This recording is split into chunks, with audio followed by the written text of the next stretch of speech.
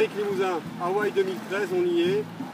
Comment s'est passée ta qualification cette année en vue de ton objectif ici à Kona? Bah écoute, cette année, c'est vrai que l'objectif à partir du mois d'avril, c'est vraiment de revenir ici. Je m'étais mis en tête de revenir ici, donc du coup, la même programmation qu'en 2012, à savoir un Alpha Ironman au mois de mai, Majorque, Nice comme gros objectif pour se requalifier ici. Et donc j'ai pris la 20e place au scratch à Nice et la 2e dans mon groupe d'âge. Donc disons que la qualif était assurée et maintenant la deuxième partie de saison était axée sur Kona, quoi. Au niveau des participations à Hawaï, t'en es à combien? Deuxième. C'est que ma 3e année vraiment de triathlon. Donc la première année, j'ai découvert le label Ironman par la demi-distance. Je m'étais qualifié pour les championnats du monde à Las Vegas. Et la deuxième saison, donc l'an passé, j'ai passé le cap sur le long, sur l'Ironman à Nice avec la qualif. Et puis cette année, même cheminement pour revenir ici, quoi. Alors on sait que Hawaï c'est un budget quand on veut venir. Les professionnels, c'est pas leur souci majeur. Vous les amateurs, c'est un peu plus difficile. Par contre, toi, tu as quand même pas mal d'accessoires et pas mal d'aides financières.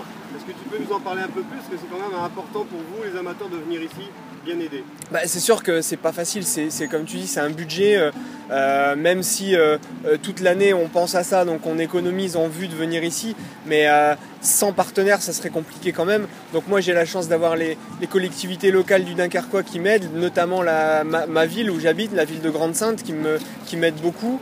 La communauté urbaine de Dunkerque cette année nous a aidés, moi et Guillaume Gillotte, pour venir ici. Ensuite, j'ai pas mal de partenaires, on va dire au niveau diététique, par exemple eFit.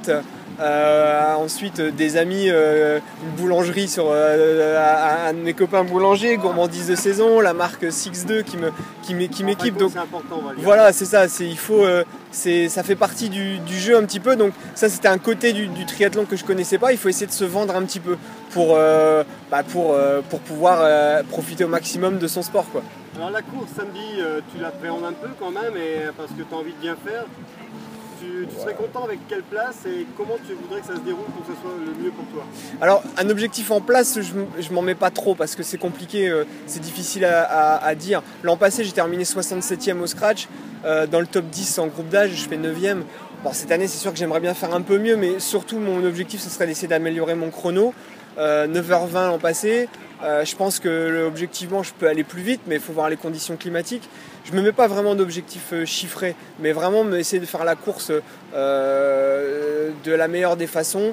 Moi, ce que j'aimerais bien, c'est d'essayer de faire une natation correcte, faire un bon vélo parce que c'est quand même mon point fort, et essayer de ne pas m'écrouler sur marathon. Donc essayer de tourner un chrono dans l'entour de 3h10, ce qui me permettrait, je pense, de faire un bon temps et de m'approcher des 9h15 à peu près. Ça serait à peu près une belle perf pour moi, je pense. On sait que tu aimes bien le côté professionnel et que tu as pas mal de collègues comme Dieno, tout ça. Un pronostic en tant qu'amateur, est-ce que tu as aujourd'hui la possibilité de nous faire un petit pronostic pour la course de dimanche, samedi, pardon?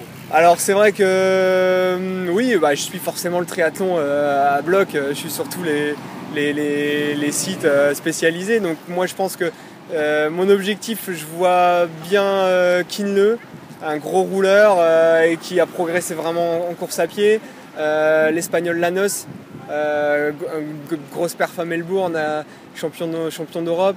Je pense que lui, il va être aussi costaud. Et puis après, le pronostic un peu de cœur, le Belge Fred Van Lierde, presque en tant que voisin, il habite à 30 bornes de chez moi. Et je pense que j'aimerais bien le voir sur le podium, quoi. Merci Frédéric, bonne course à toi et bon séjour à Kona. Merci beaucoup.